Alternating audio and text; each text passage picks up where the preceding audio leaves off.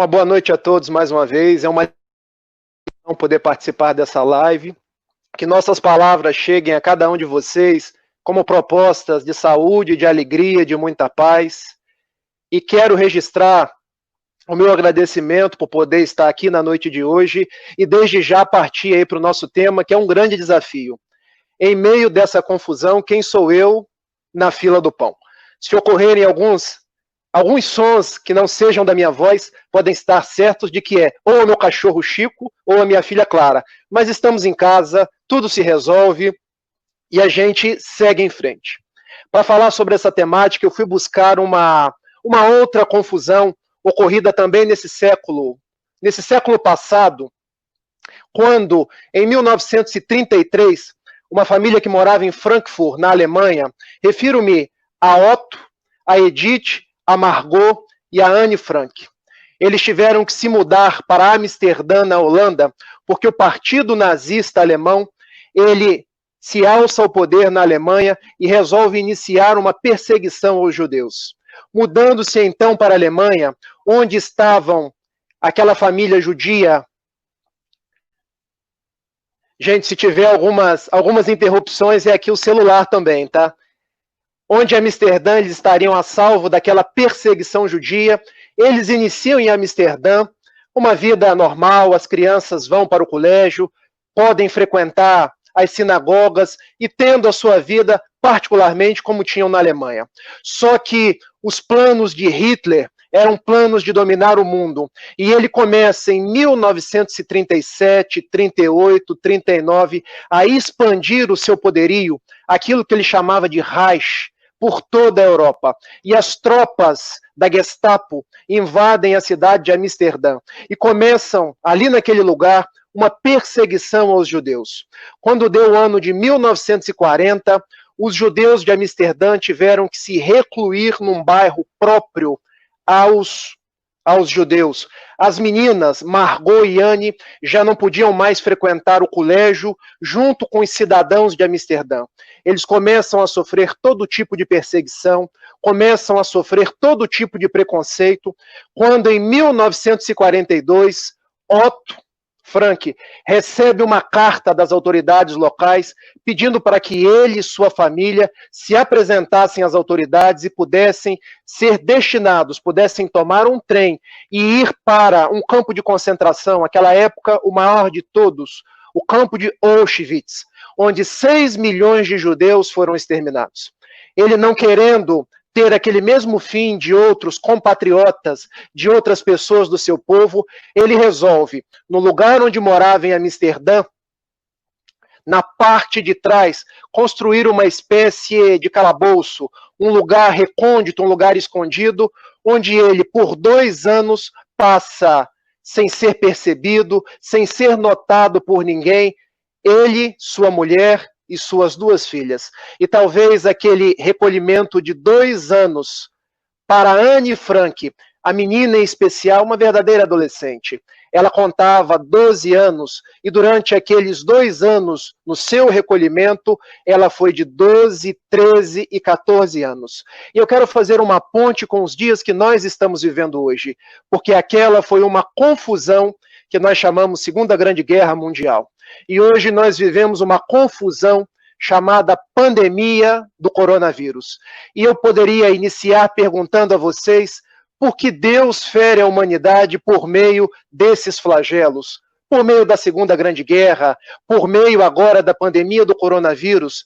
E essa resposta foi elaborada por Allan Kardec no Livro dos Espíritos, em a questão 737, quando ele indaga aos imortais. Com que fim Deus fere a humanidade por meio dos flagelos destruidores? E a resposta dos bons espíritos se dá de uma forma pedagógica, de uma forma a nos chamar a atenção para as nossas responsabilidades, para fazer a humanidade avançar e para promover a nossa transformação moral. Então, quem somos nós no meio dessa confusão? Como estamos nós na fila do pão em meio a esse atordoamento? Estamos num processo de transição planetária. Estamos num processo de transformação dos nossos caracteres, porque o nosso mundo precisa avançar. porque nós precisamos nos melhorar. E a forma de nós tomarmos isso que hoje chamamos confinamento social, na verdade, o melhor nome seria o recolhimento social. Seria exemplo daquela jovem alemã que depois se naturalizou holandesa, Anne Frank. Porque vejam, nós estamos há 2 meses, um pouco mais de 2 meses, nesse recolhimento dentro dos nossos lares. Ela ficou 2 anos junto com seus familiares e aproveitou aqueles 2 anos para pensar na sua vida, para pensar na sua sociedade e para escrever um diário, o chamado Diário de Anne Frank, um dos livros mais vendidos em todas as épocas da humanidade. E nesse diário, ela não escreveu qualquer tipo de reclamação.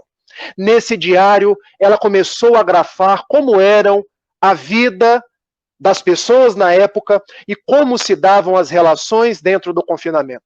Algumas frases notáveis foram registradas neste diário, e 2 em particular eu separei para que nós pudéssemos refletir nesta noite. Peço licença para ler, porque Anne Frank, no seu diário, escreveu assim: apesar de tudo, eu ainda creio na bondade humana. Meus amigos, será que no meio dessa confusão nós ainda cremos na bondade de Deus?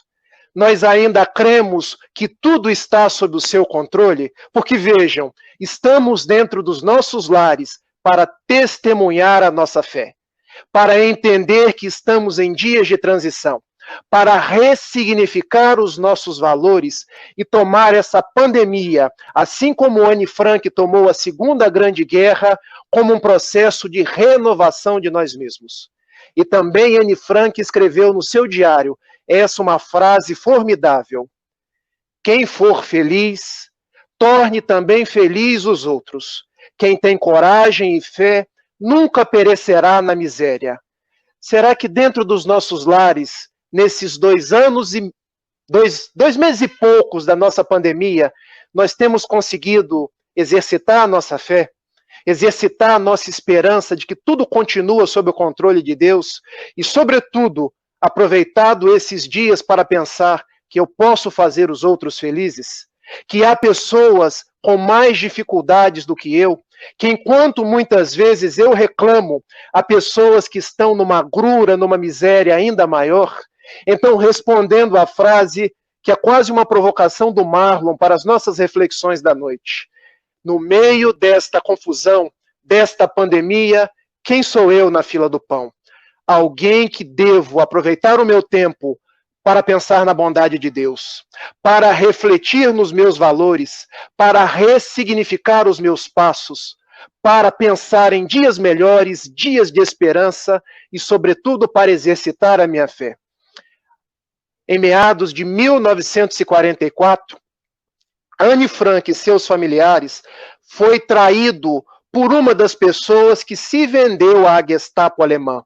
Eles foram achados dentro daquele esconderijo que eu e minha esposa tivemos ocasião de visitar em Amsterdã e foram levados ao campo de concentração. O pai a Auschwitz, mas sobreviveu.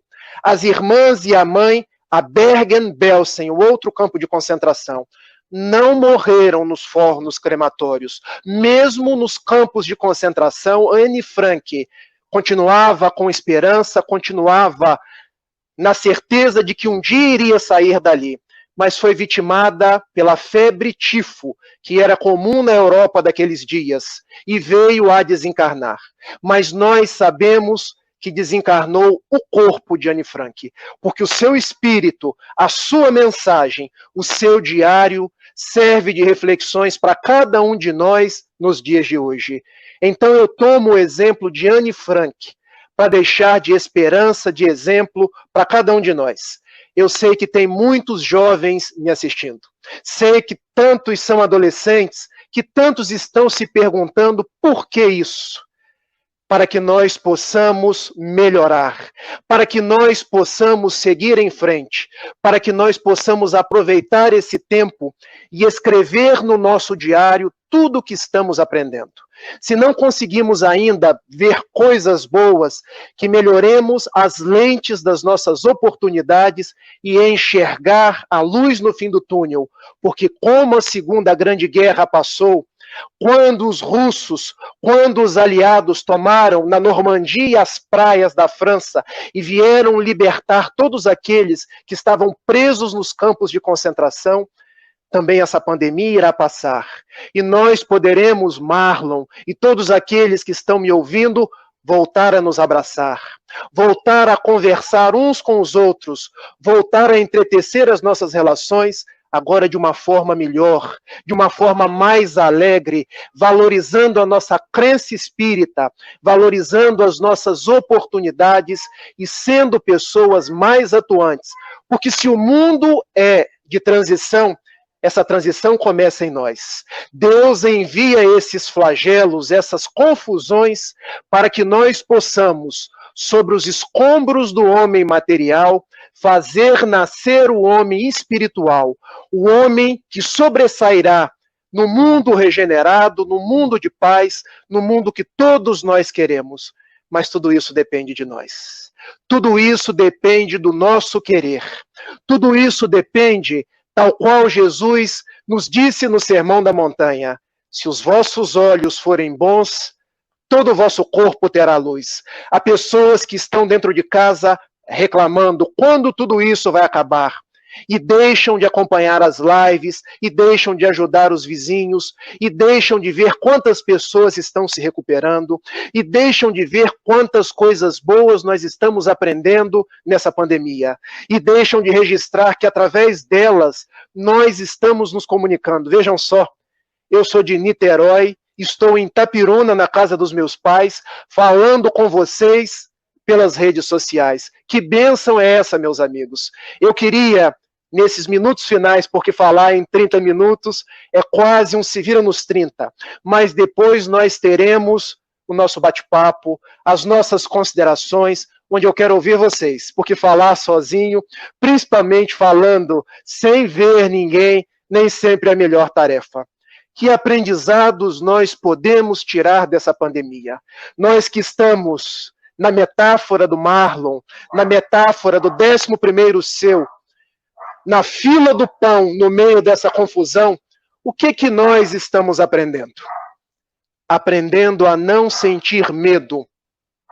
Porque o medo é uma reação natural de cada um de nós. Por exemplo, se eu tenho medo do mar, eu evito de me afogar. Se eu tenho medo do fogo, eu evito de me queimar.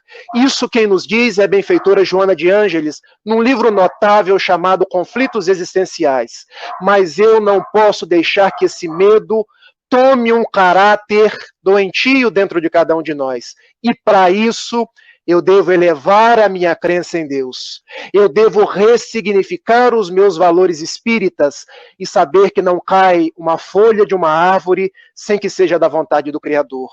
Quando eu começo a meditar sobre o ser espiritual que eu sou, sobre a imortalidade da alma, consequentemente eu vou minorando o meu medo, vou suavizando as minhas angústias e tendo a ganhar mais equilíbrio e mais paz. Quero trazer 6 aprendizados para vocês. E ao final eu vou perguntar quais são esses aprendizados. Porque o primeiro é um repensar a nossa espiritualidade. Porque nós somos espíritos imortais. Quando Kardec, em a questão 115, pergunta aos benfeitores espirituais, eles vêm responder que é o espírito, somos nós espíritos, criados simples e ignorantes, e que caminhamos para a perfeição relativa. O que isso quer dizer? Quer dizer que quando hoje nós ligamos a televisão e ouvimos falar que o dólar subiu, que as bolsas estão caindo, que ouvimos falar que os desempregados no Brasil já são mais de 12 milhões de desempregados, e eu nesse instante oro para que todos possam reocupar posições no mercado de trabalho o mais depressa possível. Qual o aprendizado que nós estamos tendo?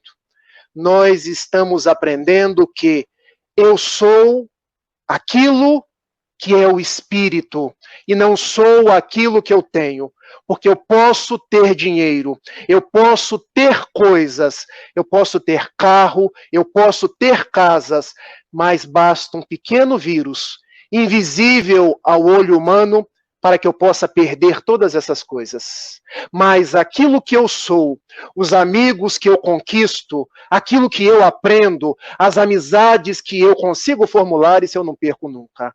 Então, quando valorizamos o espírito que eu sou, que veio para esse mundo sem nada, sem roupa, sem qualquer tipo de haver, e retornará para a casa espiritual igualmente sem nada, eu começo a meditar que essa pandemia veio até nós para que nós possamos valorizar o ser em detrimento do ter. Não que nós não precisamos ter coisas, precisamos pagar as nossas contas, precisamos colocar o leite, e eu tenho uma filhinha chamada Clara, eu preciso comprar o leite para ela, mas aquilo que temos não é o mais importante, porque se valorizamos em demasia somente o que temos, quando os nossos haveres da caderneta de poupança ou as ações da Bolsa de Valores não rendem, a gente perde o sentido existencial. Mas quando eu olho para aquilo que eu sou, aquilo que eu consigo lograr enquanto espírito imortal, não é qualquer crise que me tira do sentido de viver, do sentido da vida. Então, o primeiro aprendizado é repensar a minha espiritualidade. O segundo aprendizado é repensar a minha imortalidade. Porque, meus amigos, ninguém morre. Nós não perdemos a quem quer que seja. Aliás, perder, a gente perde um relógio, a gente perde um livro, a gente perde algo material. As pessoas, elas desencarnam. Quando ouvimos falar, então, que no Brasil hoje já se aproximam de quase 30 mil desencarnações, eu aqui me solidarizo com todas as pessoas, com todas as famílias. Eu oro para que todos aqueles que desencarnaram sejam recebidos no nosso lar espiritual. Mas na nossa crença espírita, nós sabemos que ninguém morreu. O pássaro se soltou da gaiola e voltou para o nosso verdadeiro lar. Todos nós um dia retornaremos para lá. Seja, e aqui me permita uma brincadeira, seja de morte morrida, de morte matada, o certo é que todos nós vamos desencarnar. Então, não temamos a desencarnação. Aqueles que hoje partem vítimas do coronavírus estão vivos. É bem certo que se são familiares nossos, se são pessoas do nosso círculo social, resta a saudade dos tempos de convivência.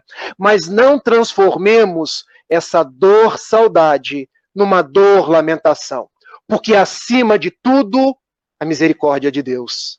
Acima de tudo, a bondade de Deus. Uma vez perguntaram a Francisco Cândido Xavier, o médium mineiro, que nos serve de exemplo para tantas coisas: Chico, se você pudesse deixar para a humanidade uma única proposta espírita, um único ensinamento espírita, qual você deixaria? E ele, sem sombra de dúvida, meus filhos, com aquele jeito mineiro de falar, eu deixaria ao mundo a proposta, o ensinamento de que a alma é imortal. Porque o resto, as pessoas chegarão por consequência.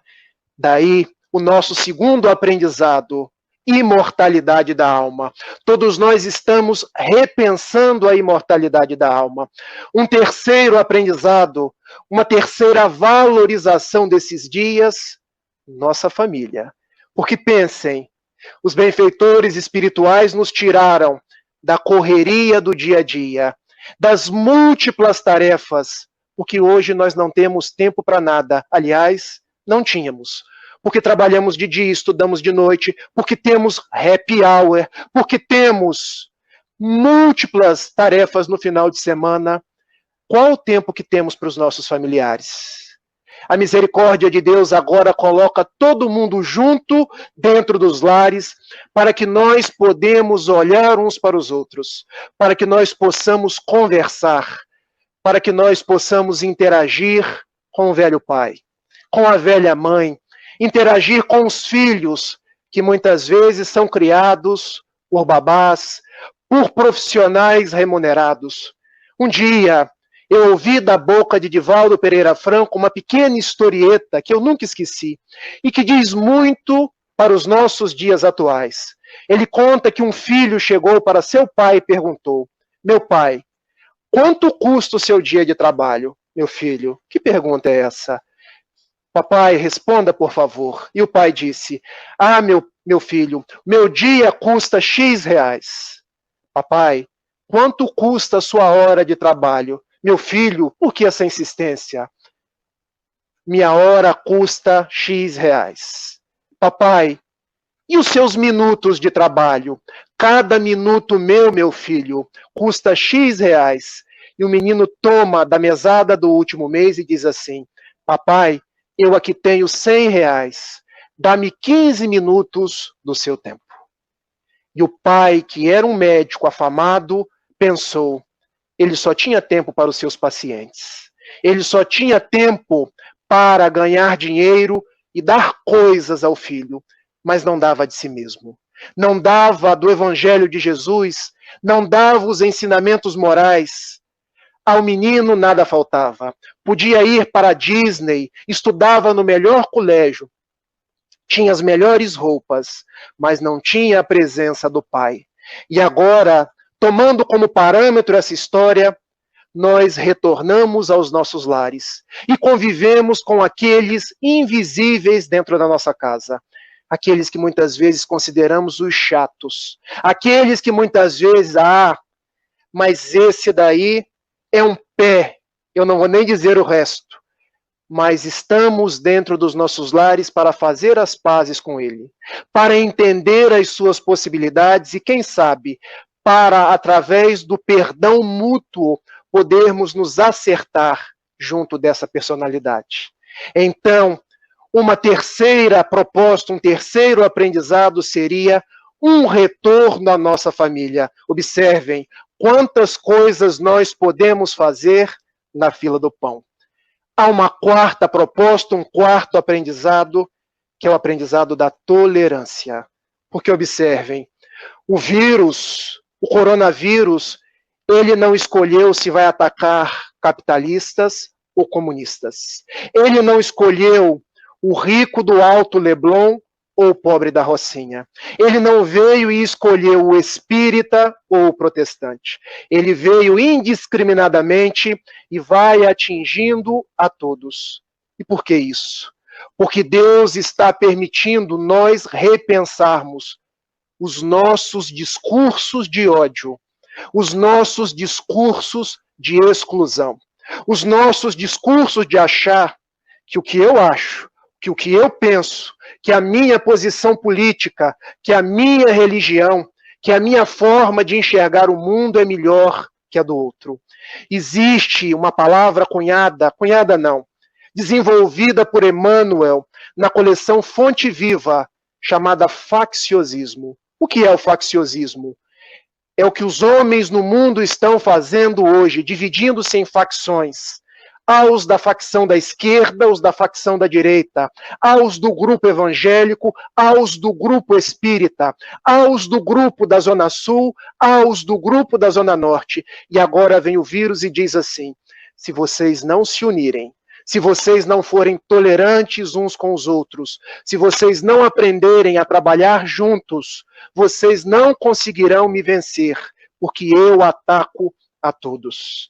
Então, na fila do pão, que possamos pensar na fraternidade, na tolerância, na empatia uns com os outros, que podemos discordar, mas que isso não nos faz inimigos. Eu, quando ligo a televisão para ver o Jornal Nacional, e escuto falar que, nesse momento, em laboratórios lá na Palestina, estão reunidos árabes e israelenses, eu penso, Deus tem escrito, através da pandemia, uma proposta de regeneração para a humanidade. Quando eu ouço falar que na Espanha os católicos estão juntos com os protestantes e com as outras religiões para vencer a pandemia, eu penso, É tempo de pensar na tolerância e de criar propósitos comuns. Uma quinta proposta, um quinto aprendizado seria o ideal da solidariedade. Porque se estamos na fila do pão, podemos distribuir esse pão com quem está mais faminto que a gente. Ah, Rafael, mas o mundo hoje me ensina, se a farinha é pouca, o meu pirão primeiro. Mas pensando dessa forma, meus amigos, não vai sobrar pirão para ninguém. Porque hoje nós estamos num verdadeiro conflito, numa verdadeira confusão, onde se não aprendermos a dividir, onde se não aprendermos a fazer uma curva de ternura com as dificuldades e com as misérias alheias, pode faltar para todo mundo. Quando ligo a televisão, então, e vejo grandes empresas como a IP em São Paulo, e eu falo da IP porque eu conheço seus dirigentes, a IP está renunciando os seus lucros para produzir sabão e mandar para a favela não, para a comunidade do Alemão, porque o sabão mata o coronavírus. Quando eu vejo a Natura, que é amiga do meio ambiente, doando haveres para alimentar aquelas comunidades onde está faltando o mais básico, ajudando a comprar máscaras, a comprar mantimentos para aqueles que não têm, eu penso, são tempos de exercitar a solidariedade. Olha, Marlon, eu me empolgo com o tempo aqui. Se você deixar, eu falo até amanhã. E vocês poderiam perguntar assim, mas nessa fila do pão, Rafael, se eu for solidário, o que será de mim? Eu não posso sequer abraçar quem está na minha frente, porque se eu abraçar, eu contamino e me contamino. Eu não posso sequer estender a minha mão. E quem disse que para fazer a solidariedade, para ser solidário, eu preciso tocar? Há uma frase formidável de Leonardo da Vinci, o grande gênio da Renascença italiana, quando ele nos propõe que, para estar junto, não precisa estar próximo. Para estar junto, é preciso estar dentro. Ou seja, é mover o meu sentimento para dentro da necessidade da outra pessoa. Então eu que estou na fila do pão, eu posso, se tenho um pouco mais, mesmo sem precisar tocar, oferecer a quem tem um pouco menos. Eu que estou na minha casa ou no meu prédio, posso procurar saber quem são os vulneráveis e ir na farmácia para qualquer um deles. E ir no supermercado fazer as compras para aqueles que não podem ir. Eu posso, ao invés de encher as redes sociais de notícias fake, de notícias que não elevam, de notícias que só trazem o pessimismo e o mal-estar, falar de coisas boas, falar de coisas que enobrecem. Última, Marlon. Nosso último aprendizado é, eu que já falei da imortalidade, da espiritualidade, de um retorno à família, da solidariedade, retornar a Jesus. Porque quando voltamos aos lares, é tempo de orar, é tempo de pensar a Jesus, é tempo de nos aproximar dele, da mesma forma que ele nunca se distanciou de nós, e perguntar, em meio a essa confusão, Jesus, o que queres que eu faça? Na fila do pão, onde todos abrem a boca, onde tantos estão esfaimados, como tu queres que eu haja? E receberemos a forma como agir e perceberemos que não estamos sós. Se estamos dentro dos nossos lares, Jesus e os benfeitores espirituais estão sempre conosco. Era essa a proposta que eu queria deixar com vocês, abrindo agora espaço para as perguntas, para as considerações, para o nosso bate-papo. Segue aí, Marlon. Olha só. Cara, eu estou aqui ouvindo e você poderia estar falando aí até amanhã, que a sua fala é uma fala que vai nos acalmando, e a minha pergunta veio exatamente em cima disso. Daqui a pouco eu vou começar a ler os comentários, mas eu queria fazer uma pergunta para você, que nós estamos vendo tanto apavoramento e tantas vezes, às vezes até a própria mídia, né, da forma com que ela dissemina as notícias e tal, acaba nos deixando meio que apavorados na fila do pão, né? Muita gente está paralisada pelo medo nessa fila do pão. Na sua visão, qual é o melhor remédio para isso? Tá. Os bons espíritos nos dizem que, em lugar do medo, colocar o otimismo. Em lugar da desesperação, substituir por esperança. Ir moldando os nossos pensamentos para que todas as vezes em que me aparecer um pensamento de medo, um pensamento de angústia, um pensamento que vai me fazer o mal, que vai me deixar depressivo, que vai me fazer uma angústia, que eu possa ressignificar os meus pensamentos. Se eu não consigo isso de uma forma fácil, de uma forma simples, existem alguns mecanismos que eu posso me valer. O primeiro deles, e talvez o mais importante, é o mecanismo da prece. Sabe, Marlon, temos orado muito pouco. Temos feito pouco essa conexão com o alto, a conexão com os bons espíritos, a conexão que nos permite abrir as nossas portas para o alto e receber sob o influxo das boas influências, dos bons pressentimentos, algo que nos vai aliviar, algo que nos vai deixar mais calmos e tranquilos. Mas existem outras possibilidades.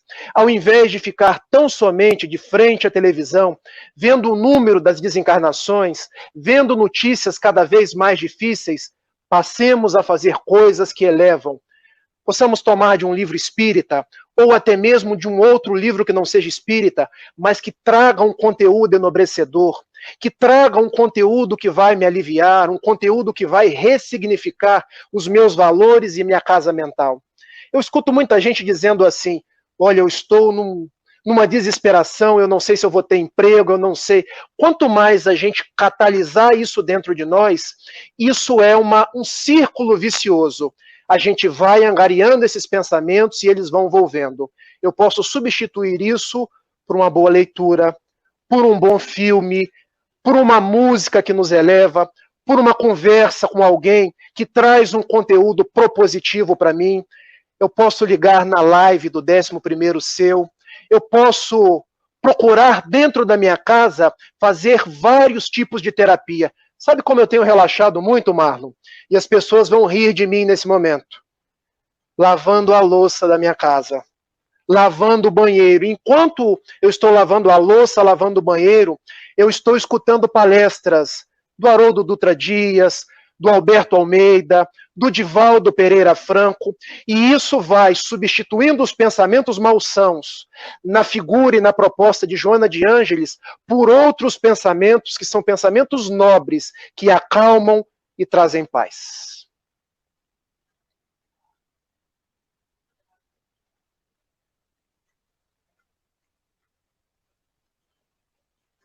Olha, se deixar eu continuo falando. Mas como deve ter outras perguntas aí... Pode falar, sem problema nenhum.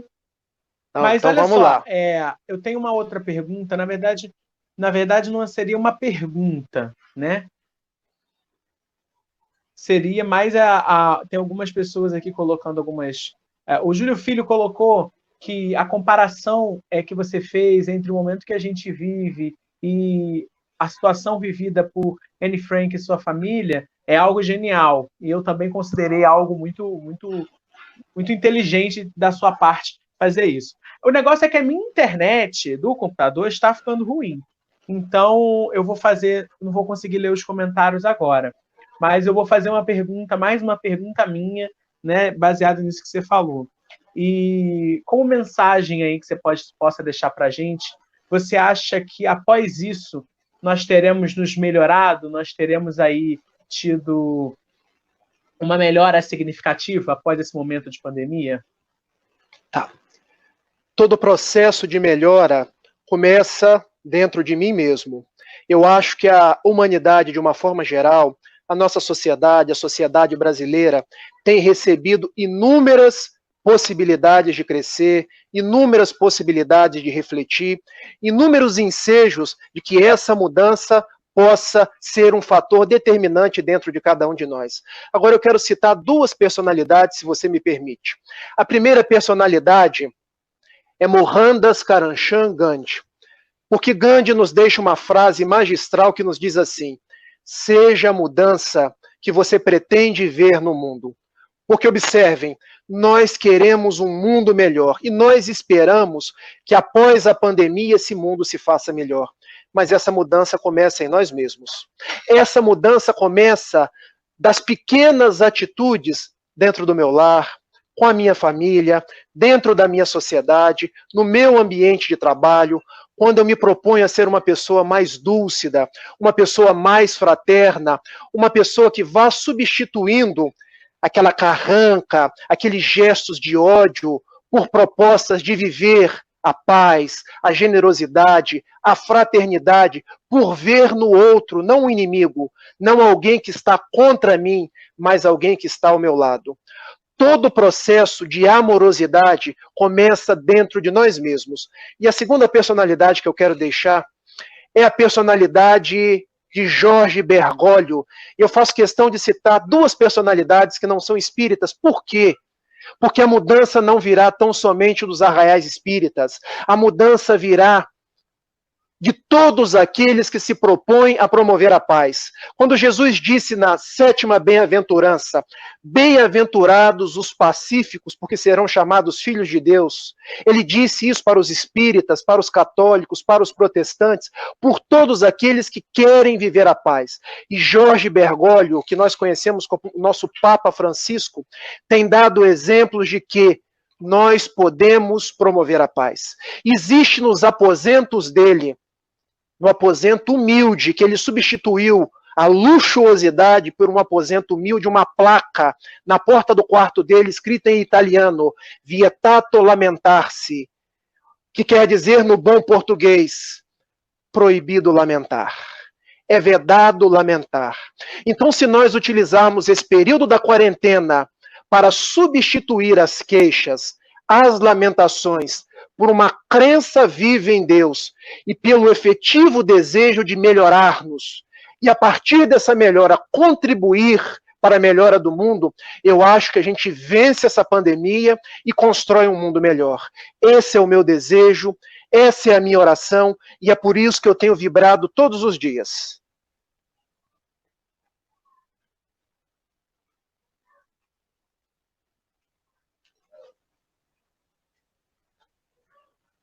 Muito bem.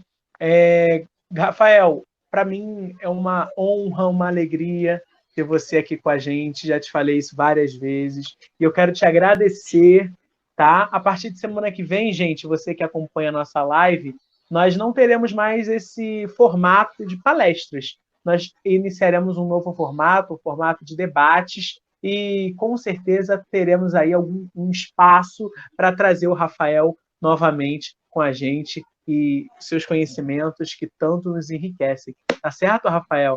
Muito obrigado. E deixa aí a sua mensagem para a gente, enquanto eu vejo aqui o meu notebook. Tá complicado o negócio. Meus amigos, eu quero do coração agradecer a todos vocês que estão nessa live e dizer, não percamos a fé, não percamos a esperança, sigamos em frente. Se alguém do nosso círculo vier a desencarnar, deixará dor, deixará saudade, mas continuemos vibrando por essa pessoa e exercitando a nossa paciência, a nossa confiança em Deus. Se nós formos vitimados pelo coronavírus, façamos o nosso tratamento, façamos o nosso recolhimento dentro do nosso lar, mas sigamos em frente. Sigamos vibrando, porque o nosso mundo ele vai melhorar e tudo isso vai passar. Eu quero deixar uma poesia que não é minha. E com essa poesia eu homenageio Divaldo Pereira Franco, que esse ano completou 93 anos. E continua de pé, continua com o sorriso e com o entusiasmo de sempre, em que a benfeitora Amélia Rodrigues assim nos deixa o coração. Meu Deus e meu Senhor, enquanto lá fora há a pandemia do coronavírus, eu quero lhe dizer que te ofereço o banquete do amor. Eu gostaria, Senhor, de ser a chuva generosa que caísse por sobre a terra porosa e reverdecesse o chão. Mas como eu não conseguirei, eu então te pedirei para ser um copo de água fria, matando a sede e a agonia de quem anda na desesperação. Eu gostaria, Senhor, de ser uma Via Láctea de estrelas, para tornar as noites da terra mais belas. Mas se eu não conseguir, eu te venho pedir para ser um pirilampo na noite escura, iluminando a amargura de quem anda na escuridão. Eu gostaria, Senhor, de ser um jardim de flores, de todas as cores, para iluminar a terra. Mas na dor que minha alma encerra, se eu não puder ser um jardim, deixa-me ser uma única rosa na fresta da montanha, colocando beleza no painel por sobre a natureza. Eu gostaria de ser um trigal maduro para repletar de pão a mesa da humanidade. Mas é demasiado para mim, então. Eu lhe peço para ser um único grão, que caindo no chão me multiplique num milhão e me converta em pão para a sociedade. Eu gostaria de ser artista, esteta, cantor, trovador, musicista, orador, para falar da magia e da beleza da sua glória. Mas como nada sou, falta-me o verbo, falta-me a mestria. Então eu lhe peço, deixa-me ser o companheiro da criatura deserdada, vítima do coronavírus, e estendendo-lhe a mão de sustento, eu lhe possa dizer: sou teu irmão e irei contigo. Graças, Senhor, te dou porque nasci. Graças, Senhor, te dou porque creio em ti. Pelo teu amor, muito obrigado, Senhor. Pela voz, muito obrigado, senhores. Um grande abraço, tudo de bom e que a paz nos envolva hoje e sempre. Tchau, tchau.